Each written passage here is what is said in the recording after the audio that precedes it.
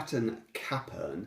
I've been trying to find out what a translation for this would be, but I gather it's something along the lines of pirates hijack or pirates, pirates claiming a ship.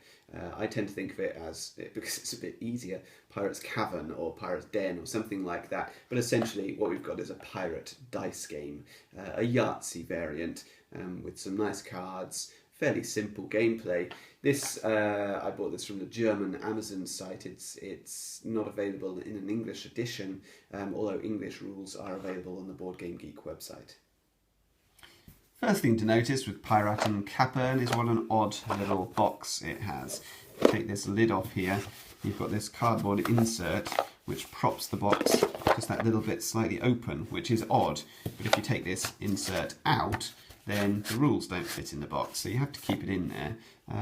So that's a strange decision, really, but anyway, it sort of works.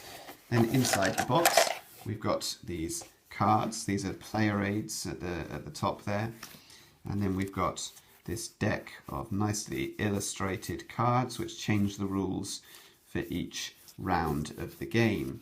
And that's the sort of, I hesitate to say unique, but the clever thing about this game is it's a Yahtzee game where the rules just change slightly for each round.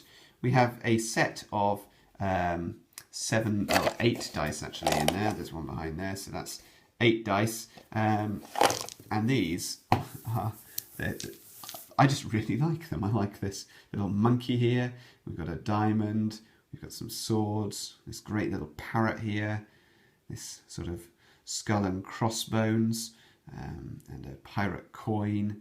You know, they're really nice. They're engraved, indented dice, you know, so these aren't going to fade off. Really good quality, nice dice. There's only 8 of them, so this is a game where we're playing Yahtzee turn by turn. It's not simultaneous play because we've only got one set of dice, so these are going to be passed between the different players. The game is intended to be played with 2 to 5 people, but actually it could be played with any number really, as long as you don't mind waiting for your turn. And there is an element of that in this game because you're going to play one at a time. What you're looking to achieve is all written out on this score chart. So for a single pirate coin, you get 100 points. For a diamond, you get 100 points. For 3 of a kind, you get 100 points. So if you had 3 diamonds, for example, you would get 100 points plus 3 times 100 points. You'd get 600 points for that. 4 of a kind is 200, and so on, up to 8 of a kind is 4,000 points. And if you score points with every one of your dice, you get a 500 point bonus. Now, the only thing to mention there is the skulls. If you ever roll 3 skulls, then your turn is over. You're allowed as many rerolls as you like throughout your turn, but if you roll a skull, that cannot be rerolled. It's locked. And if you get to a position where you have rolled 3 skulls, then your turn ends instantly and you score no points, regardless of what you've got on your other dice. So there is a push your luck element to it. Do I keep re-rolling, but then what if I roll those extra skulls? If at any point in the game, well, actually if in your initial turn, when you first roll them, you immediately roll 4 skulls or more, then instead you go to the Land of the Dead, apparently. And in the Land of the Dead, you're now rolling dice in order to try and roll skulls, and for each skull that you roll, you take 100 points from each of your opponents. So you're now rolling to try and reduce your opponent's score. And you can carry on rolling as long as you keep rolling skulls. If you roll and you don't roll a skull, then your turn ends. So there's some sort of take that aspect in that. It doesn't happen that often that you roll 4 skulls in your initial roll, but when it does happen, you know, then that Land of the Dead mechanic kicks in.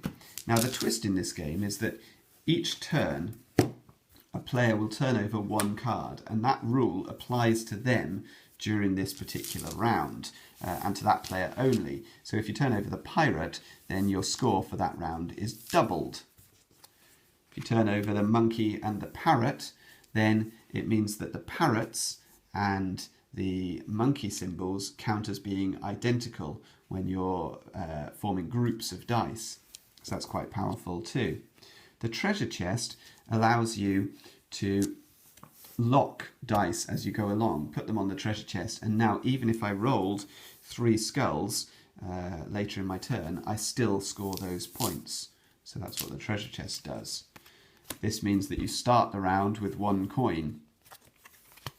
This one gives you an additional bonus of 1,000 points if you get 4 of the sabre symbols. Here's score, you start the game with 1 diamond. I've already looked at the pirate. There's various ones with the sabres. Here, 2 sabres is 300 points. This card means you start with 2 skulls. I think that's most of them. Oh, here's another one, the witch. The witch allows you to re-roll one of your skulls at one point during your turn. And so on. I think there's one in here which just has a single skull on it, so you start with 1 skull.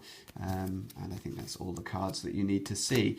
You keep on playing the game until you hit a set limit. The rules suggest that you play to 8,000 points. That can take a little while. Not always. Sometimes, you can be scoring 3,000 points in a turn, but other times you're going to be scoring 0. So you can get through the game quite quickly, or it can drag on a little bit.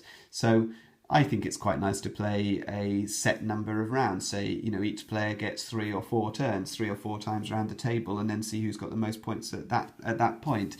Or you could just play to a lower title, play to 6,000 points or 5,000 points. So you can kind of customize it as you wish. And that's it. A very simple game. Piraten Kapern. I like this game. Taken as what it is, a dice game, a very simple dice game with this sort of pasted on pirate theme. It's absolutely does what it sets out to do. The dice are fantastic. The images on them are great. They're good quality. Okay, there's only a few of them, but that doesn't really matter. The deck of cards, nicely illustrated. The rules are very simple.